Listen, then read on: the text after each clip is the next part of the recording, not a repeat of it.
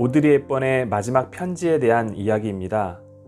1993년 오드리 헵번은 64세의 나이로 세상을 떠났습니다. 그녀는 일찍 연예계를 은퇴하고 두 아들을 키우며 살았고 말년에는 유니세프 친선대사로 활동하면서 아프리카에서 기아에 시달리는 아이들과 함께하는 모습으로 많은 이들에게 감동을 선사해 주었습니다. 생을 마치기 전 그녀가 아들에게 보낸 마지막 편지는 그녀의 모습 속에 담긴 진심 어린 마음들을 담겨 있습니다. 아름다운 입술을 가지고 싶으면 친절한 말을 해라. 사랑스러운 눈을 갖고 싶으면 사람들에게서 좋은 점을 보아라. 날씬한 몸매를 갖고 싶으면 너의 음식을 배고픈 사람과 나누어라. 아름다운 머리카락을 갖고 싶으면 하루 한 번 이상 어린이가 손으로 내 머리를 쓰다듬게 해라. 내가 더 나이가 들면 손이 두 개라는 걸 발견하게 될 것이다. 한 손은 너를 위한 손이고 다른 한 손은 다른 사람을 위한 손이다. 그녀가 세상을 떠난 후 많은 세월이 흘렀지만 여전히 많은 사람들이 그녀를 기억하며 그리워하고 있습니다. 그녀가 이처럼 많은 사람들의 기억 속에 남아있는 이유는 아름다운 외모만큼이나 아름다운 마음을 지녔기 때문입니다. 가는 길은 한결같지만 남기는 것은 다양합니다. 우리는 무엇을 남기고 가야 할까요? 많은 사람들이 오드리 헵번의 마음과 같이 다른 사람을 배려하고 존중하는 사랑의 흔적을 남기는 세상을 기대해 봅니다.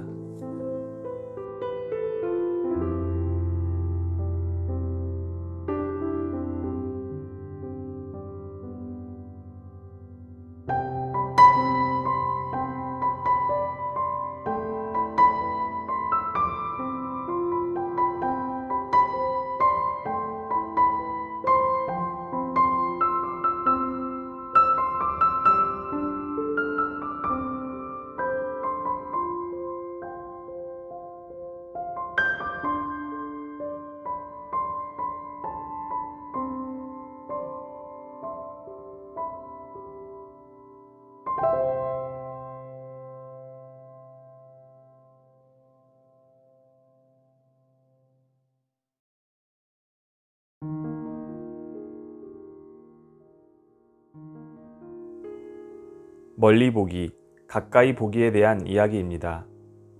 전남 광양의 매화마을에 간 적이 있습니다.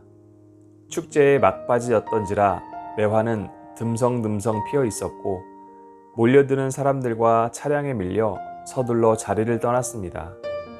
실망스러운 마음으로 섬진강을 건너 집으로 가는 길이었습니다. 그런데 다리를 건너 멀리서 본 광양은 사뭇 달랐습니다.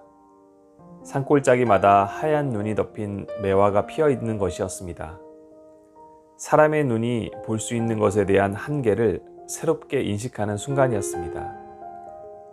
그래서 사람은 숲만 보면 나무를 보기 어렵고 나무만 보면 숲을 보기 어렵다고 했나 봅니다. 아름다움도 이렇게 가까이 있을 때가 아름다운 것도 있지만 얼마만큼 거리를 두고 멀리서 바라봐야 아름다울 수 있다는 것도 새삼 깨닫게 됩니다. 강을 사이에 두고 바라본 매화숲에서 아름다움을 다시 봅니다. 한마터면 이 아름다움을 못 보고 말았을 아찔함의 순간이기도 했습니다. 아름다움은 어쩌면 내가 어떻게 보느냐에 있는 것이 아닐까 싶어집니다. 삶을 아름답게 보다 보면 모든 것이 다 아름답게 보이기 시작한다고 합니다. 우리의 삶을 멀리 보기도 하고 때로는 가까이 다가가 보기도 하면서 보다 아름답게 느낄 수 있었으면 좋겠습니다.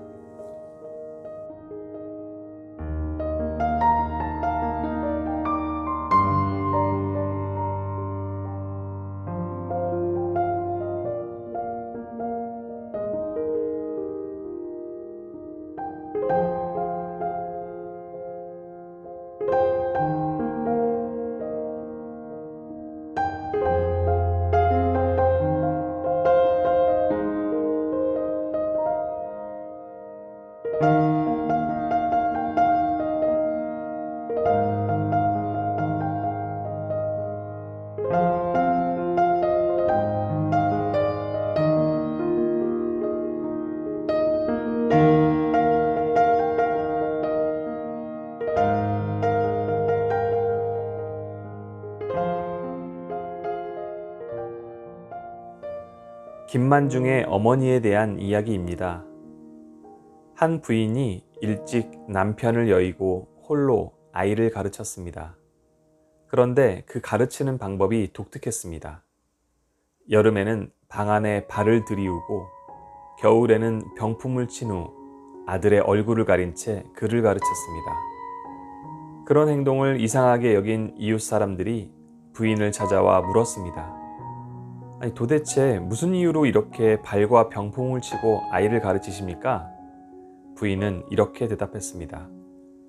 저는 아들의 어미입니다. 그래서 아들이 글을 잘 읽으면 제 얼굴에 화색이 돌 것이고 그것을 본 아이는 교만해져서 글을 깨우치는데 게으름을 피울 것입니다. 반대로 아이가 글을 잘 못 읽으면 제 얼굴에 노기를 띌 것이고 그렇게 되면 아이가 주눅이 들어 글에 흥미를 잃을까 염려되어 그렇습니다. 당대의 명필로 이름을 떨친 서포 김만중의 어머니 윤씨 부인의 이야기입니다. 자녀의 좋은 성적을 기대하지 않는 부모는 거의 없습니다. 그러나 과도한 기대는 부담감을 주거나 학업의 목적을 잃어 오히려 자녀를 망치는 결과를 가져오기도 합니다. 한 발 물러나 믿음과 기다림으로 응원해 준다면 더욱 좋은 결과가 있지 않을까요? 훌륭한 가르침은 배움을 통해 행복을 찾게 해주는 것입니다.